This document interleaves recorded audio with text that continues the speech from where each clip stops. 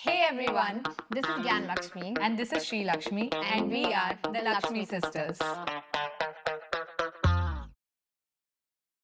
Hi, we're back again with another episode of the Lakshmi Lakshmi sisters. Sisters. In this episode, we are going to be talking about a popular blockchain protocol called Base.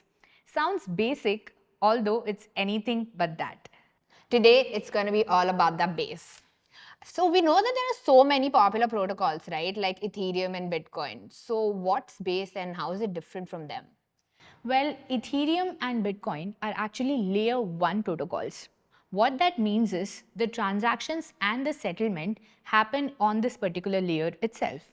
It's pretty huge and the ecosystem is also really great, but they have their own disadvantages. That is, these layers can get quickly congested and the gas fee can become really super high, which is why we have layer 2s, which is a different innovation, and Base is actually a layer 2. You've really used some complex technologies and words. Can you please dump it down for us and tell us what does layer 2 mean? Okay, so let me dumb this down a bit more. So as I already mentioned that layer 1s can get congested very quickly and you may have to pay a lot of gas fees to transact on layer 1s, right? What's the point of using blockchains if you're just spending a lot of money paying fees? So therefore layer 2s come into picture, providing a scalability solution for blockchains like Ethereum. What layer 2s do is that they take away a lot of this transaction computation from layer 1s, perform it off chain, roll them up together, and submit just the settlement onto layer 1. That way, you're utilizing the security and decentralization provided by layer 1s like Ethereum, but you're actually performing faster transactions by using layer 2s like Base. It's a win win. But this is super innovative. But I want to know that is Base the only chain that's doing it, or do we have like more competitors? Funnily enough, you may think that technology has not advanced so much, but it has advanced quite a bit, and there are a lot of competitors in the L2 space itself. However, there are two categories of L2s that we generally come across. One of them falls under the technology umbrella of zero knowledge proofs or ZK based L2s, and the other one is called optimistic or fraud proof based L2s. I know these sound like very complex technologies, and maybe we will do another episode on this to explain this. But for now, you need to remember that Base differs from ZK based L2s because it is an optimistic L2. It is actually built using the OP stack, the optimism stack, which is open source. Enough of this tech hush hush. But Base, I know that for a fact, Base is also really famous for its community. And I don't know if you know this, but Base is actually launched by one of the biggest crypto exchanges that's out there. I'm sure you can guess the name. It's obvious, it's Coinbase. And funny enough, even though it's launched by a crypto exchange, they don't really have any native tokens. They pay their gas in ETH. Yeah, it's surprising to me as well, right? Like I would expect Base to have a native token, but they don't yet. Maybe they will have one really soon. But as of now, you will have to pay gas fees in ETH. So you will have to bridge ETH from mainnet to Base or any other chain to Base, and you pay the gas fees in ETH.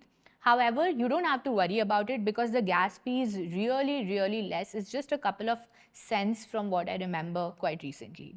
And I think this makes it easier for any new applications to come in and start building on Base, right? Which is why there are like some really cool and crazy applications. One that we've used that's Farcaster, which is basically like decentralized Twitter.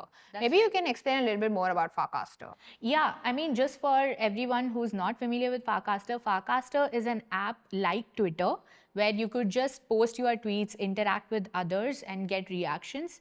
They've also gone one step ahead and created some in-app experiences. For example, you could just play a game within Farcaster, right? Building a decentralized application like that, which works seamlessly, is not that easy, and I think they have achieved that from a UX perspective. But another cool thing about Farcaster, if you remember, is that onboarding to Farcaster is very, very easy. Like I just sent you an email invite. Hey, like come and join. Like here is an invite code. Come and join Farcaster. So it was super easy, and they're doing a lot of stuff to remove the friction to get more people used to these kind of applications. And I know that there's a local one called Farcaster Builder India that's become super popular. It's giving me like CID vibes. Daya Darwaza Todo. I love their community, by the way. Pretty cool.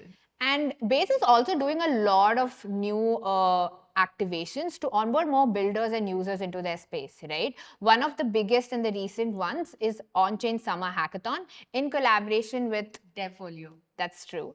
Where you can earn up to 200 ETH, right? And they are like supported by some of the big names like Shopify and Stripe. So this gives builders not just opportunity to earn quick bucks, but also start building on Base and potentially create a niche within their community.